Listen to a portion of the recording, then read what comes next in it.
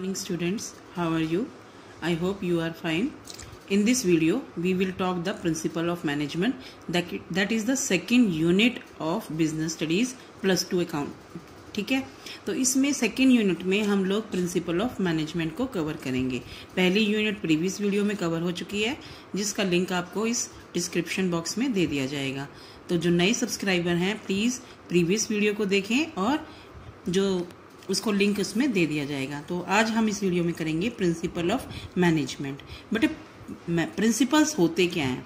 Simple principles are referred to a statement which reflect the fundamental truth about some phenomena based on cause and effect relationship। यानी कि जो simple principles हैं वो आपके एक statement होती है जो कि आपको बताते हैं कि कौन सी बात आपकी फंडामेंटल जो है वो ट्रूथ है और उसके क्या कारण है और उसका क्या इफेक्ट पड़ता है। ये सिंपल प्रिंसिपल्स होते हैं। जो भी जैसे साइंस के लगा लो, जिसमें आप लोगों को ग्रेविटेशनल रूल के बारे में बताया गया था कि अगर आप कोई भी चीज़ ऊपर उछालेंगे तो वो नीचे ग्रेविटेशनल फोर्स जो होती है पृथ्वी की वो नीचे खींच लेती है। That is an universal truth. इसी तरह से जो मैनेजमेंट के प्रिंसिपल्स हैं वो भी इसी तरह से गाइड करते हैं, यूनिवर्सल होते हैं। These principle of management are broad and general guideline for decision making and behavior of managers।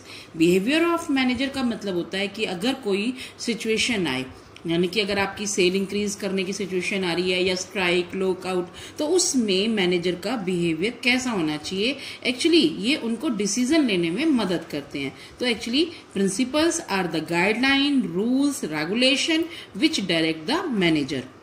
बेटे +2 में आप लोगों के 2 तरह की टेक्निक्स को इन्वॉल्व किया गया है। तो उसमें सबसे पहली है हेनरी फ्योल, जिसने 14 principle, these principle are known as administrative यानी कि उसने एडमिनिस्ट्रेटिव लेवल पर प्रिंसिपल्स को डेवलप किया है। तो ये प्रिंसिपल्स 14 है, हेनरी फ्योल है। लेकिन मैं इससे पहले आपको हेनरी फ्योल के बारे में बताना चाहती हूँ जो कि कम बताते हैं। तो इसमें हिस्ट्री में देखिए कि ये 1841 में इनका जन्म हुआ था और 1925 में ये चले गए थे दुनिया छोड़कर। Henry Fayol was born in France. ये फ्रांस में इन्होंने जन्म लिया और इन्होंने 1860 में माइनिंग इंजीनियरिंग की एजुकेशन ले ली थी, यानी कि उन्होंने अपनी ग्रेजुएशन इंजीनियरिंग डिग्री ले ली थी और अपनी कंप्लीट कर ली थी। 18 ईयर की एज में इन्होंने एज एन इंजीनियर कंपनी में, माइनिंग कंपनी थी उसमें अपना काम शुरू किया और उनको 1888 में प्रमोट किया गया था managing director of the company. उस समय वो कंपनी इंसॉल्वेंसी मीन्स ऐसी सिचुएशन थी कंपनी के पास जहां पर वो अपने डेब्ट्स को देना नहीं चाह रही थी, यानी कि वो इतनी कैपेबल नहीं थी कि वो अपने आउटसाइड डेब्ट्स को पे कर सके, यानी कि उसकी सिचुएशन दिवालिया जैसी निकल रही थी। ठीक है, तो उसमें हेनरी फ्योल ने एक्सेप्ट किए चैलेंज को और अपने मैनेजरियल टेक्निक्स को कंपनी पर अप्लाइड किया और ताकि डिफरेंट सिचुएशंस में और अपने आप को सक्सेस दिलवाई। और जब वो कंपनी से 30 साल के बाद रिटायर हुए तो कंपनी एक सक्सेसफुल लीडिंग कोल स्टील कंपनी थी और फाइनेंशियल पोजीशन उसकी बहुत ज्यादा स्ट्रांग थी। बेटे आप लोगों को इतनी कहानी तो शायद सभी बुक्स में मिल भी जाए और इतना बता भी देंगे, लेकिन इसमें एक बात और थी कि वो मजदूरों के साथ काम करते थे, लेकिन वो एडमिनिस्ट्रेटिव लेवल पर ही सोचते थे। अब आपको वो कहेंगे वो कैसे, कि उसने रूल और रेगुलेशन तो सारे मजदूरों के लिए बनाए, लेकिन उसमें फायदा एडमिनिस्ट्रेटिव लेवल का था। वो आपको जो मैं 14 प्रिंसिपल साथ के साथ कराएंगे उसमें आप लोगों को बताते जाएंगे। आप जितने भी 14 के 14 प्रिंसिपल पढ़ेंगे उसमें कभी भी आप लोगों ने ये नहीं देखा होगा कि उसने कोई वर्कर्स को, एम्प्लॉयज को कोई राइट्स दिए हो या उनका फेवर किया हो। मेनली उसने सपोर्ट किया एडमिनिस्ट्रेटिव लेवल को। इट मीन्स कि उसने वर्कर्स के से भी ज्यादा अपने मैनेजमेंट के बारे में सोचा। तो ये आपको सभी प्रिंसिपल से क्लियर हो जाएगी। तो first let's do the principles. 14 principles हैं। तो पहला आएगा आपका डिवीजन ऑफ वर्क में आप क्या करेंगे कि इसके अकॉर्डिंग वो कहता था कि वर्क में स्पेसिफिकेशन लेके आओ, स्पेशलाइजेशन लेके आओ। वो कैसे होता है कि work, all the work of the organization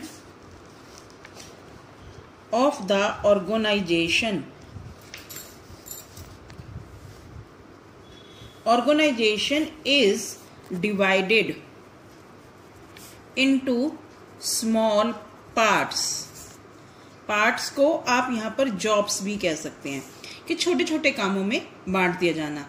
then these job is assigned to a capable, यानी कि जिसमें काम करने की क्षमता हो उसको, and a willing person, जो उस काम करने के इच्छुक हो उसमें, ठीक है। and a willing person, उसके अकॉर्डिंग, यानी कि सारे काम को आपने छोटे छोटे कामों में बांट दिया, फिर उस काम के एक हिस्से को उस पर्सन को, कैपेबल पर्सन को दिया जाता था, और वो जो उस काम करने में इच्छुक होता था उसके अकॉर्डिंग कि if a person repeat a work again and again, यानी कि अगर एक व्यक्ति उस काम को बार बार करेगा, ही और she become expert and time consumed in that job should be decreased, and wastage of resource also minimized। समझ में आई बच्चों? इसमें कहता है कि अगर आप काम को बांट देंगे, अगर एक व्यक्ति उस काम को बार बार ही करेगा तो उसमें एक्सपर्ट आ जाएगी, और उसके साथ उसमें यूज होने वाले रिसोर्स को भी वो कम वेस्ट करेगा, मिनिमाइज हो जाएगा। That belongs to minimise the cost. For example, अगर हम लोग एग्जाम्पल की बात करें तो उसने देखो, सबसे पहले अगर हम लोग बात करें कि आपके एक प्रोडक्ट को बनाना है, वन प्रोडक्ट बनाना है, उस प्रोडक्ट को बनाने की जितने भी फंक्शंस होते हैं उतने एक एक डिपार्टमेंट में बांट देंगे। तो one department, second department, third department, ठीक है। अब इन डिपार्टमेंट में एक हेड बना दिया तो वो सारी एक हेड डिपार्टमेंट की काम करेगा, दूसरा हेड बना दिया वो दूसरे डिपार्टमेंट का काम करेगा, और तीसरा उसका हेड बना देंगे तो वो काम उस हिसाब से करेंगे। बार बार अगर एक व्यक्ति एक ही डिपार्टमेंट का काम करेगा तो वो उसका डिपार्टमेंट का एक्सपर्ट बन जाएगा, और वो काम को अच्छी तरह से अच्छे टाइम पर मिनिमाइज द कॉस्ट करेंगे। For example, if a school teacher, school में लगा लीजिए कॉमर्स की स्ट्रीम है, कॉमर्स की स्ट्रीम है। अब इसमें अकाउंट्स एक टीचर को पढ़ाया जाएगा। फर्स्ट ए टीचर हो गया तो वो बार बार अकाउंट्स को ही पढ़ाएगा तो वो अकाउंट का एक्सपर्ट हो जाएगा। बी टीचर अगर उसको इकोनॉमिक्स ही दी जाएगी तो वो इकोनॉमिक्स के कंसेप्ट को अच्छी तरह समझाएगा और बगैर बुक के पढ़ाएगा तो वो एक्सपर्ट हो जाएगा। सी टीचर अगर बिजनेस स्टडीज को ही बार बार हर साल रिपीट करेगा तो उसके कंसेप्ट क्लियर हो जाएंगे। तो आपने कॉमर्स स्ट्रीम को 3 सब्जेक्ट्स में बांट लिया, तीनों के अलग अलग टीचर्स को अपॉइंट कर दिया, तो यहां से आपका एक्सपर्टनेस आ जाएगी ना, तो उसे बोलते हैं डिवीजन ऑफ वर्क। क्लियर? तो उसने हेनरी फ्योल ने कहा कि आप काम को सारे को बांटो। इसके पॉजिटिव एक्सप्रेस क्या होंगे कि आपकी स्पेशलाइजेशन आ जाएगी और एफिशिएंसी इंप्रूव हो जाएगी। ठीक है, समझ में आ गई। सेकंड है आपका authority and responsibility.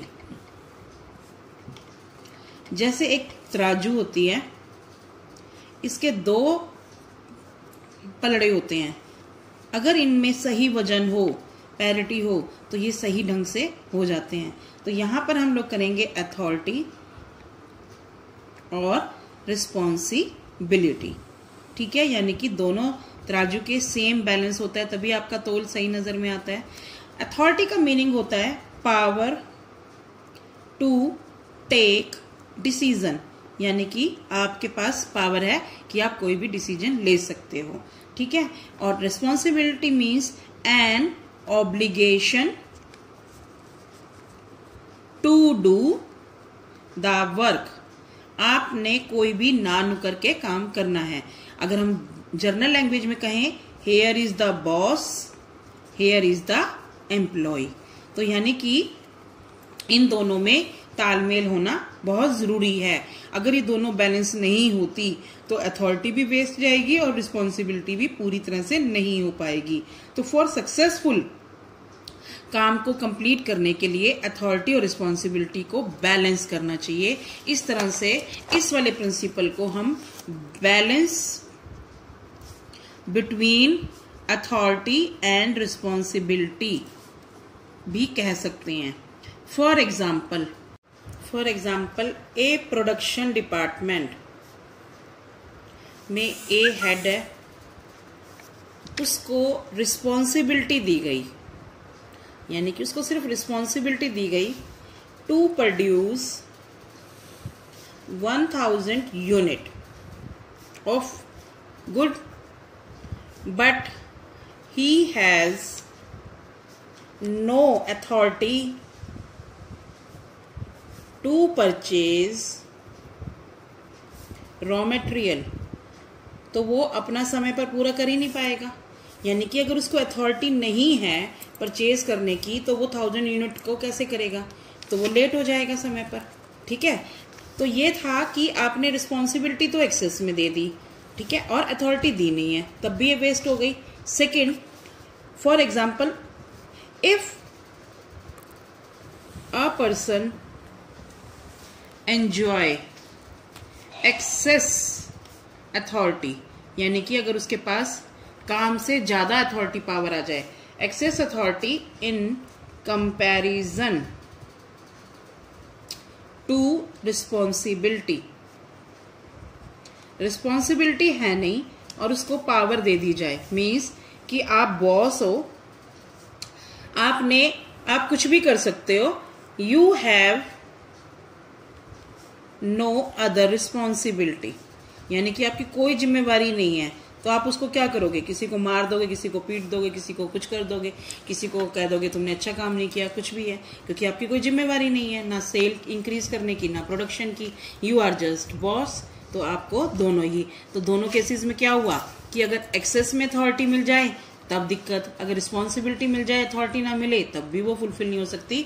It means कि authority and responsibility should be balanced, यानी कि जितनी उसको जिम्मेवारी दी गई है उतना उसको पावर भी देनी चाहिए कि आप उससे रिलेटेड आप डिसीजन ले सकते हो। तो इसीलिए authority and responsibility should be balanced.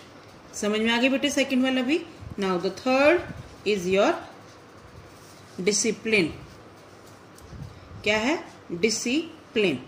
पहले था डिसिप्लिन होता क्या है आपके हिसाब से? अगर हम बच्चों को कहें कि आपने प्रॉपर डिसिप्लिन में रहना है क्लास में, तो आप क्या उम्मीद करते हो बच्चों से? यही कि वो अपना काम खुद करें, यानी जो टीचर पढ़ाएं उनको अच्छी तरह से सुने और समझें उस चीज़ को। जब आपने कहीं जाना हो तो मूव इन लाइन जाएं, आपको प्रॉपरली लाइन वाइज ही अपना होमवर्क चेक कराएं, स्कूल के हर रूल और रेगुलेशन को फॉलो करें, हर काम को ढंग से करें, तो यही डिसिप्लिन है। अगर किसी ऑर्गेनाइजेशन की हम बात करेंगे तो यही तो होता है डिसिप्लिन।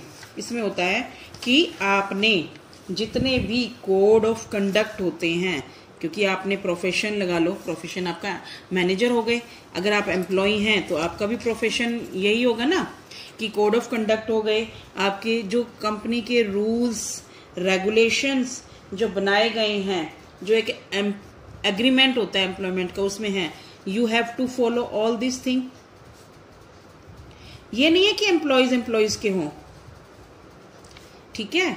तो उसमें जो ऑनर है उसको भी डिसिप्लिन में होना पड़ेगा।